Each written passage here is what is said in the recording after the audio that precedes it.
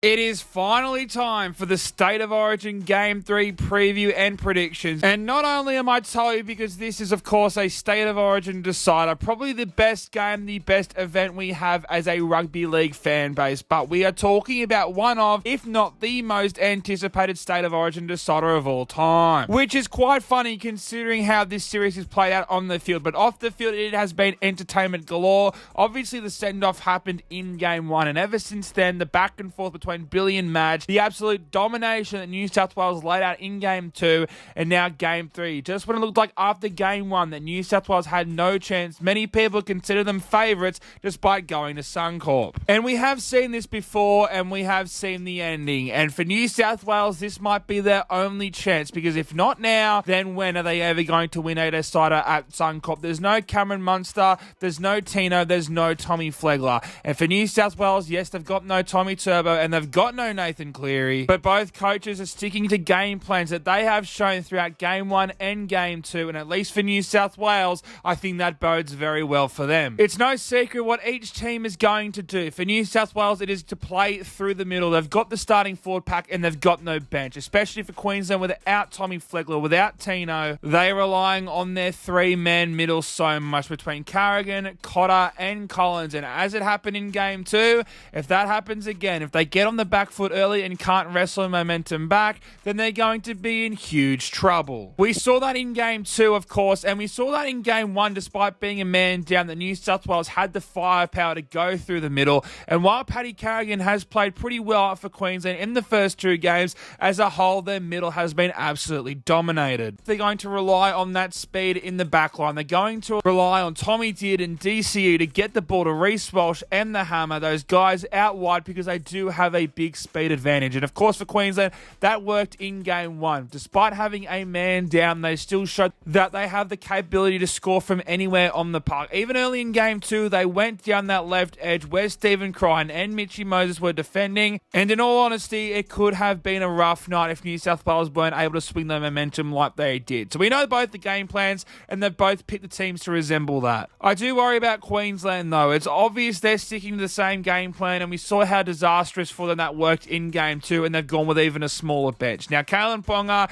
I get it. He's such a good player. He's probably a top 5 player in the entire competition, so you got to find a spot for him in this team somewhere. And I know they don't want to mess with that Ben Hunt, Harry Grant hooker rotation. So it's going to be interesting. How do Queensland combat New South Wales firepower? And can New South Wales have enough firepower where they're able to neutralise Queensland's outside backs like they did in Game 2? Then, of course, we've got the halves. Luai and Moses were outstanding in Game 2. Tommy didn't. He was all right in Game 1, but DCE was the man of the match in Game. The same for Jerome Luai and the same for Mitchell Moses. If they can get the job done at Suncorp, then it doesn't matter really how good Nathan Cleary plays. How do you leave Moses and Luai out of the side if they can win a decider at Suncorp? And for all these players that are going to be playing in this decider, it's legacy defining for the New South Wales. If you can be a part of the team that beats Queensland in a decider at Suncorp, for Jake Trbojevic as the captain, for Cameron Murray, all these guys who have had great careers already, it just makes them top tier Hall of Famers. And the same for Queensland.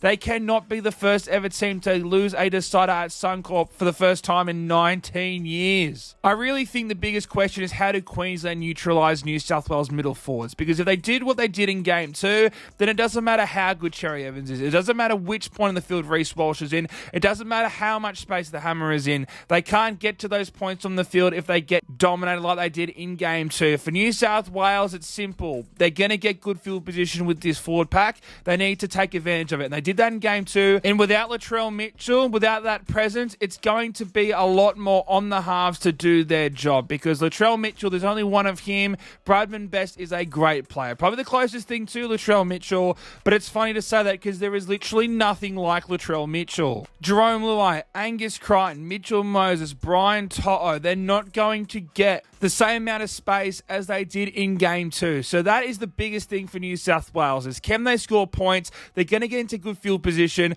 and can they neutralise Queensland's outside backs? So Queensland really only need one quick play of the ball and a point on the field, Cherry Evans, Reece Walsh, they're going to score tries. Scoring tries for this Queensland side isn't going to be a problem. And if Queensland can somehow get the better of New South Wales forward pack, which is almost as impossible as winning the bloody lotto, then Queensland could put a score on them. But let's stay unrealistic. It's obviously the New South Wales forwards versus the Queensland backs, and then as long as the halves on each team, not ever, I am going to tip the Blues. I'm going to tip the Blues 24 points to 20, and my man of the match is going to be Payne Haas. On his home ground, he was terrific in Game 2. His best Origin game so far. I think without the outside backs and the halves having the luxury they did in Game 2, it comes down to him, and I think he is going to be so important for New South Wales. If they can win at Suncorp, it's got to be off the back of big Payne Haas. A legacy-defining game for him is what I'm predicting, along with a famous New South Wales win. That being said, as I said at the start of the video, I've seen this film before, and I didn't like the ending, because it is a decider at Suncorp. Queensland are deserving favourites for that reason alone, ladies and gentlemen. Let me know, who do you think wins the decider? Who is your man of the match? Smash that like button, subscribe if you haven't yet already, and let's get ready for one of the most anticipated games of rugby league football of all time.